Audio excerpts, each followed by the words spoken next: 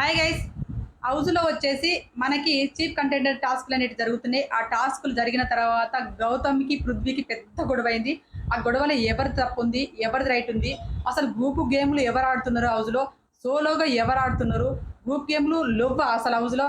ఒక ఓన్లీ కే బ్యాచ్‌దే గ్రూప్ గేమా? ఇంకా ఏ బ్యాచ్‌ది group game లేదా? ఎవరు ఎవరిని సపోర్ట్ చేసుకుంటారు? అసలు ఆ హౌస్‌లో ఏం జరుగుతుంది? బిగ్ బాస్ ఎవరికి బయాస్డ్ ఉన్నారు అనే దాని గురించి కూడా మాట్లాడుకుందాం. మాట్లాడుకోబోయే ముందు నా ఛానెల్‌ని ఫస్ట్ టైం చూసినట్టయితే ప్లీజ్ దయచేసి లైక్ చేయండి. ఇలా ఎవరి ఫ్యాన్స్ మనోభావాలు దెబ్బతిన్నా నాకు అవసరం లేదండి. ఇలా గట్టిగానే మాట్లాడుకుందాం.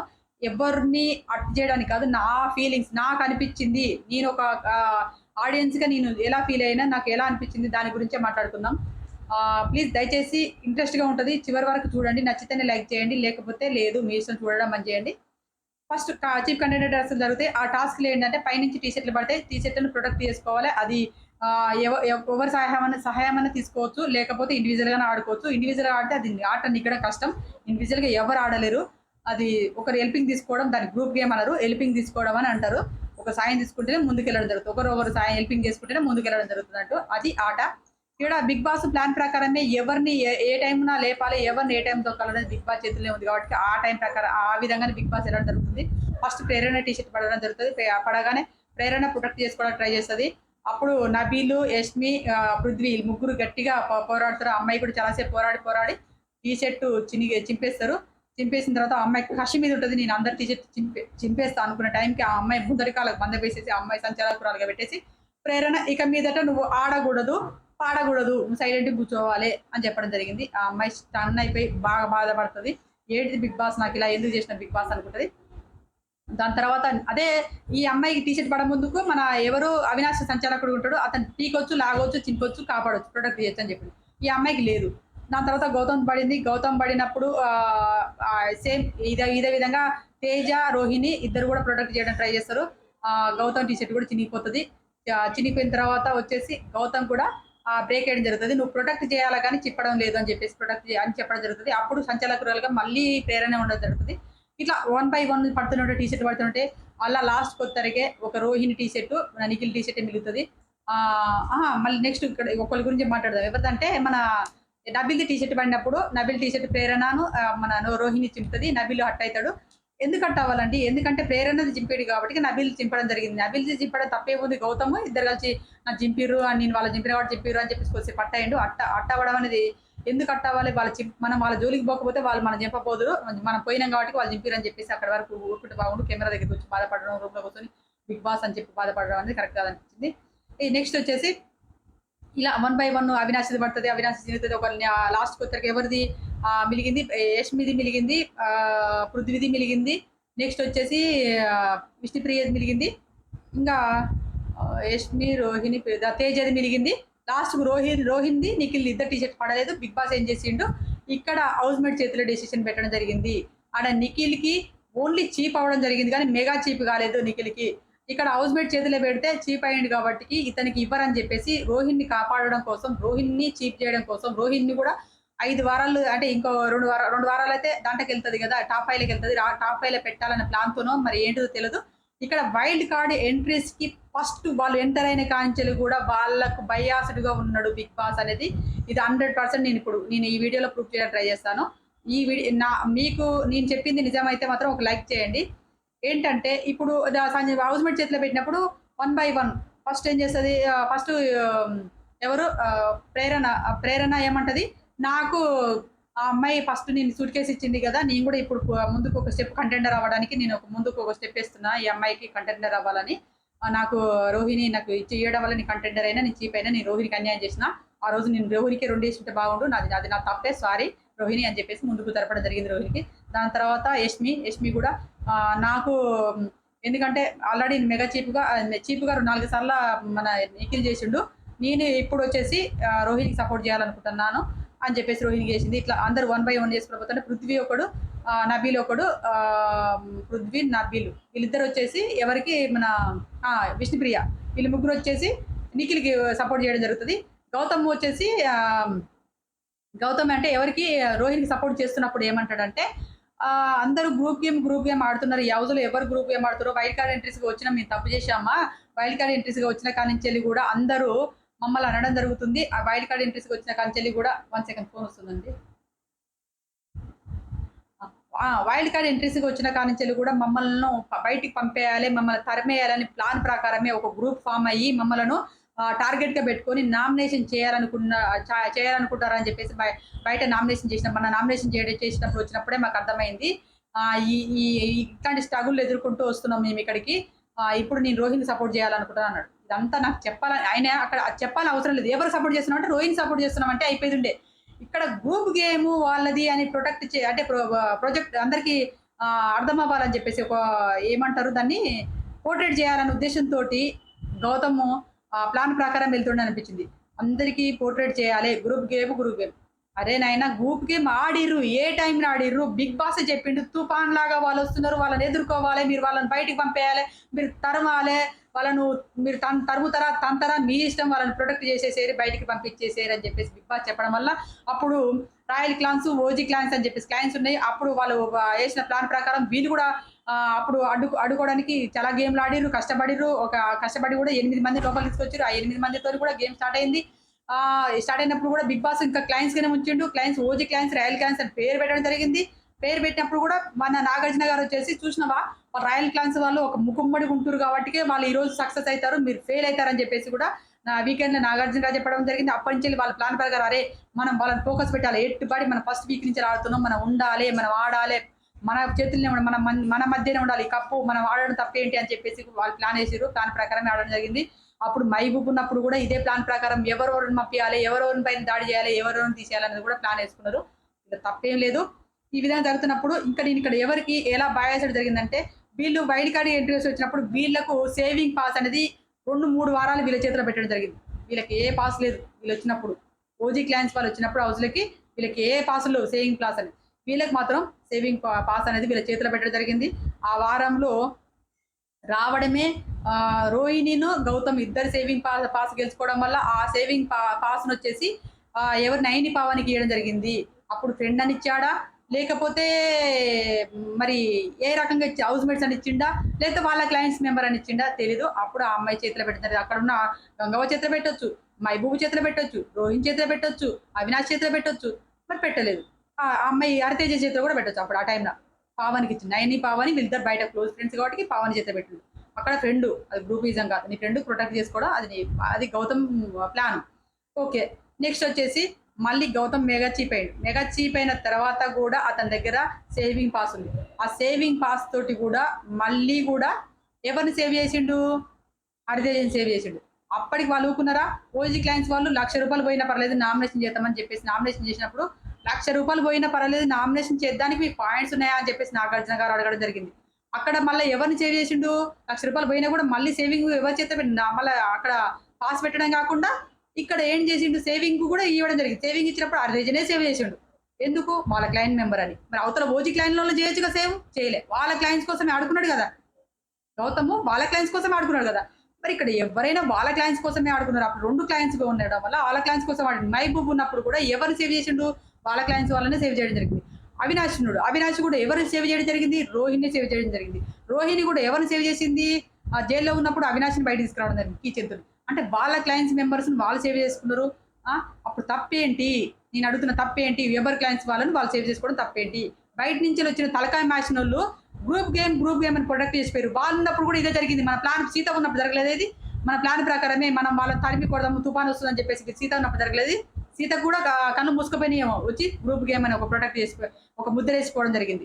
ఎవరు గ్రూప్ గేమ్ ఆడతారండి? ఒకటి రెండు సార్లు కూర్చొని మాట్లాడుకున్నారు కావచ్చు. ఇక్కడ నాకు తెలిసి అయితే ప్రేరణ గ్రూప్ గేమ్ ఆడతలేదండి. నేను 100% ప్రేరణ గ్రూప్ గేమ్ ఆడతలేదు. ఒక్కసారి సపోర్ట్ చేసింది. ఎప్పుడు? మన గౌతము వాటర్ ట్యాంక్‌లో నా వల్ల అగ్రెసివ్ అయినందుకే నిఖిల్ అలా చేసిండా? నేను ఆడినందుకే నిఖిల్ అగ్రెసివ్‌గా మీ పైన వచ్చి దాడి చేసిండా అని చెప్పినప్పుడు అప్పుడు స్టాండ్ తీసుకోలేదు. ఆ విషయంలో ఆ అమ్మాయి స్టాండ్ తీసుకోకపోవడం తప్పే అనుకున్నాం గానీ అది గ్రూప్ గేమ్ అని నేనైతే అనుకోను. ఎందుకంటే ఆ అమ్మాయి అందరి వైపు ఉంటది.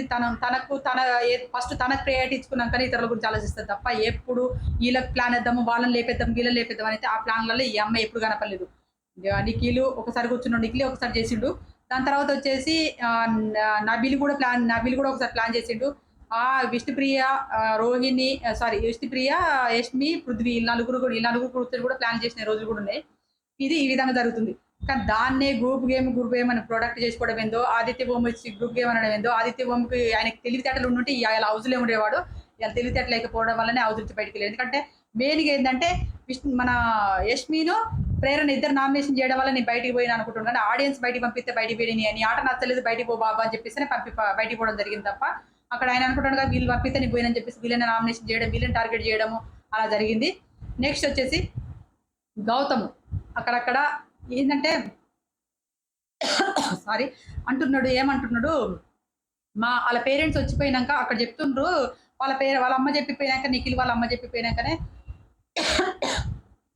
నిఖిల్ వచ్చేసి నాతో క్లోజ్గా ఉండడానికి ట్రై చేస్తున్నాడు అని చెప్పేసి అన్నాడు.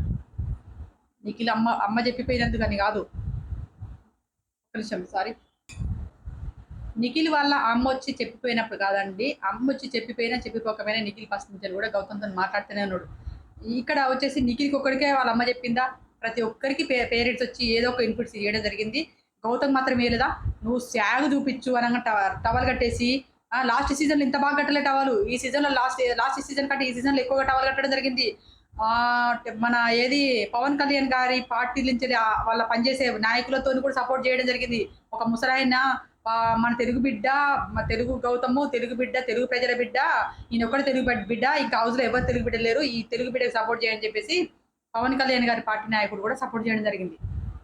దాన్ని ఏమంటారు, నువ్వు శాగ్ చూపించు అని చెప్పేసి వాళ్ళ అన్న చెప్పగానే శాగ్ చూపిద్దాం అని ఇంకెక్కువ టవాలు పంచగడుతున్నావు. అప్పుడు నామినేషన్లే కట్టేది, ఇప్పుడు 24 గంటలు కడుతున్నావు. నువ్వు మరి దీన్ని ఏమంటారు, ఒక శాగ్గా పాటలు పాడుకుంటూ పోతున్నావు, పవన్ కళ్యాణ్ పాటలు పాడుకుంటూ పోతున్నావు, దీన్ని ఏమంటారు? నువ్వు వాళ్ళు కలవాలని చూస్తూ ఉంటారు, ఇప్పుడు పేరెంట్స్ వచ్చి చెప్పడం వల్ల వాళ్ళు నేను కలవాలని చూస్తారు, నువ్వు కలవకు అంటే దీన్ని ఏమంటారు? నువ్వు కలవకుండా ట్రై చేయాలని ట్రై చేస్తున్నావు, సోలోగా ఉండాలని ట్రై చేస్తున్నావు, వాళ్ళు కలవాలని వచ్చినా కూడా నువ్వు వాళ్ళకి దూరం పెట్టడం ట్రై చేస్తున్నావు.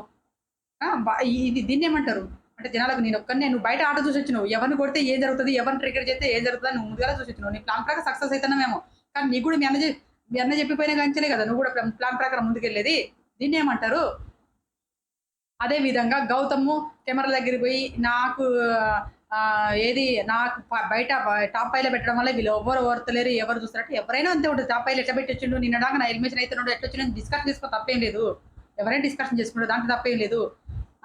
దాని తర్వాత ఈ రోజు ఆటలాడుతుంటే ఆటలలో కూడా ఏంటి, అక్కడికి వచ్చేసి నిఖిల్కు సపోర్ట్ చేయను, ఇక్కడ ఏంటంటే నేను గేమ్ అని చెప్పేసి అందరు గ్రూప్ గేమ్ ఆడి మమ్మల్ని అందరు బయటకు పంపించాలనుకున్నారు, గ్రూప్ గేమ్ ఆడుతున్నారు, ఇక్కడ కొన్ని గ్రూపులు ఉన్నాయని చెప్పేసి చెప్పడం అనేది తప్పు అనిపించింది నాకు. ఎందుకంటే గ్రూపులు అప్పుడు ఉన్నాయి, గ్రూపులు ఇప్పుడు లేవు అని చెప్పేసి పృథ్వీ స్టాండ్ తీసుకొని మాట్లాడడం జరిగింది.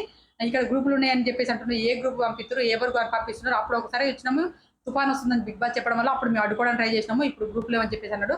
సరే 1-2 సార్లు మాట్లాడుకున్నారు, అట్లా మాట్లాడడం కరెక్ట్ కాదనిపించింది. ఈ విధంగా జరుగుతున్నప్పుడు నేను అంటున్నా, ఇక్కడ అనవసరంగా మాట్లాడిండు, అనవసరంగా అనడం జరిగింది గౌతమ్, అనవసరంగా అన్నిటికీ పాయింట్స్ తీసుకురావడం జరిగింది. గౌతమ్ ఎక్కడ బయాస్డ్ ఉండలేదు. ఈ రోజు గేమ్ ఆడిందంట ఇట్లా డైల్ వేసి ఉంటుంది, ఒక అంటే మన లూడో గేమ్ లాగా ఒక డైల్ ఉంటుంది, ఆ డైల్ వేయడం గేమ్ ఉంటుంది. ఆ గేమ్లో పైన తాళ్ళు ఉంటాయి, దిమ్మల పైన నిలబడాలి, డైల్ వేస్తే ఏ కలర్ ఫుట్ వస్తుందో ఆ కింద దిమ్మ ఉంటుంది, ఆ కలర్ దిమ్మ లాగాలని చెప్పేసి దాంట్లో కూడా ఆ గేమ్లో కూడా ఈ రోజు నాకు బయాస్డ్గా అనిపించిందండి. నేను చెప్తున్నా, ఈ రోజు ఆయన సంచాలకుడు కూడా బయాస్గా అనిపించింది. అది ఏ కలర్ బట్టే ఆ కలర్ దిమ్మ రాగాలి. అప్పుడు రోహిణి, పృథ్వీ ఒకటి సేమ్ కలర్లో నిలబడ్డారు, అది దిమ్మ వచ్చేసి గ్రీన్ కలర్ పడింది. మరి పృథ్వీది ఎందుకు రాగాలి, రోహిణి ఎందుకు రాగలేదు అంటే నీ క్లయింట్ మెంబర్ అయినా? మరి పృథ్వీ ఒకసారి కూడా మెగా చిప్ కాలేదు, రోహిణి కూడా మెగా చిప్ కాలేదు, అది నీ క్లయింట్ మెంబర్ అయినా? నువ్వు బయాస్డ్ కాదు అది. దాని తర్వాత సెకండ్ డైల్ పడ్డప్పుడు కూడా ఎవరు లాగినావు నువ్వు? అక్కడ ఎవరినన్నా ఏది పృథ్వీ లాగడం వల్ల పృథ్వీ పోయి యష్మి దాంట్లో నిలబడ్డాడు, యష్మి డైల్ మీద ఏది దిమ్మ పైన నిలబడ్డాడు.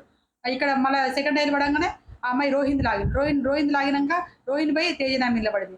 మళ్ళీ 3వ డైల్కి వచ్చేసి ఆ అమ్మాయి ఎవరిది విష్ణు లాగినప్పుడు విష్ణు కింద పడిపోవడం జరిగింది.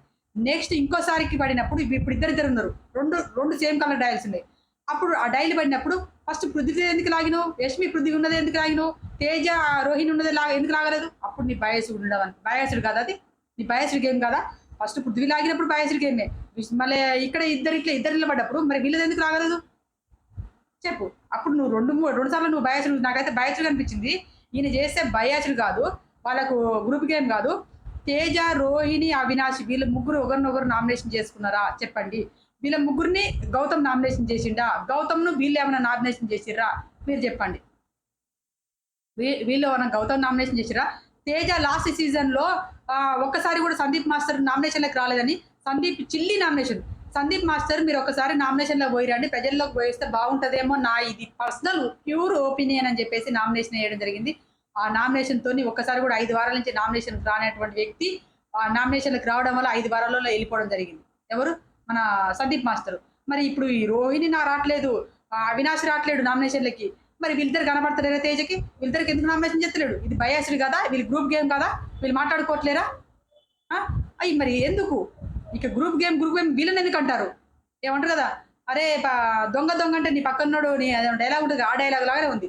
ఇప్పుడు వాళ్ళని దొంగ అని వాళ్ళనే అనే బదులు ఇక్కడ పక్కనోళ్ళు కనపడతలేరా గౌతమ్‌కి? నేను సోలో ప్లేయర్‌ని ప్రతిసారి చెప్పుకోవడము అనవసరం. ఏదైనా నామినేషన్ పాయింట్‌లో గ్రూప్ గేమ్ ఆడతారని చెప్పేసి నువ్వు ఆ రోజు ఇట్లా చేసిపోయారు. మీరు గ్రూప్ గేమ్ ఆడతారని చెప్పినా బాగుండేదంటే. అరే! ఇక్కడ ఏంటిది? ఇక్కడ ఎవరు సపోర్ట్ చేస్తున్నప్పుడు సపోర్ట్ అని దాంట్లో కూడా గ్రూప్ గేమ్ తీసుకొచ్చి ఏదో ప్రొటెక్ట్ చేయడం అని చెప్పేసి ట్రై చేసే విధానం అయితే నాకు నచ్చలేదు. అదే విధంగా పృథ్వీ అగ్రెసివ్‌గా గౌతమ్ పైకి వెళ్ళడం అనేది తప్పే. నా వెంట్రుక కూడా పీకలేవు. నువ్వేం పీక్కుంటే పీక్కో అని చెప్పేసి మీదికెళ్ళడం అనేది కూడా నా దృష్టిలో పృథ్వీ రాంగ్ స్టెప్పే. గౌతమ్ ఈ వర్డ్ తీసుకురావడం రాంగ్ స్టెప్ గౌతమ్‌ది. పృథ్వీ మీదికెళ్ళడం అనేది పృథ్వీ తప్పని నాకు అనిపించింది. ఇంకా చెప్పాలంటే గౌతమ్ చాలా ఉన్నాయండి తప్పులు. నేనైతే గౌతమ్ విషయంలో ఇంకా నేను చెప్పాలంటే ఒక చాట భారతం తీసుకొచ్చి చెప్తాను నేను గౌతమ్ గురించి. గౌతమ్ ఫ్యాన్స్ అట్టయినా పర్లేదు కానీ నా వీడియో లెంత్ అయిపోతుంది అని చెప్పేసి ఉద్దేశంతోనే నేను ఇక్కడ వరకు కట్ చేస్తున్నా. ఇది అండి నా ప్యూర్ పర్సనల్ ఒపీనియన్ అండి. మీకెలా అనిపించింది? ఆ ఒపీనియన్ నచ్చితే లైక్ చేయండి. లేకపోతే లైక్ చేయకండి. ఛానల్ చూడకపోయినా పర్లేదు. నాకు వచ్చేది ఏం లేదండి. ఇది నేను ఆల్రెడీ ఓటింగ్ రిజల్ట్ కూడా పెట్టాను. ఎవరు టాప్ 1లో ఉన్నారు? ఎవరు లిస్ట్‌లో ఉన్నారు? అసలు ఈ వారం డబుల్ ఎలిమినేషన్ ఉంటే ఎవరు ఎలిమినేషన్ అవుతారు? సింగిల్ ఎలిమినేషన్ ఉంటే ఎవరు ఎలిమినేషన్ అవుతారు అనే దాని గురించి కూడా చెప్పాను. ముగ్గురైతే డేంజర్ జోన్‌లో ఉన్నారు. ఓట్లేసుకోండి. దయచేసి ఈ వారం అసలుకు ట్విస్ట్‌ల మీద ట్విస్ట్‌లు జరుగుతా అనిపిస్తుంది ఎలిమినేషన్‌లో. ఈ ఏం జరుగుతుందో కూడా మనం చెప్పలేము. Bye friends. మెగా చీఫ్‌గా ఎవరు ఎన్నికైతారనేది నేను నెక్స్ట్ వీడియోలో చెప్తాను. ఈ వారం మెగా చీఫ్ అనేది ఎవరనేది ఈ రోజే తెలిసిపోతుంది. నెక్స్ట్ వీడియో చెప్తాను. మరిన్ని అప్డేట్స్ కోసం మా ఛానల్ సబ్స్క్రైబ్ చేసుకోండి. Please subscribe my channel.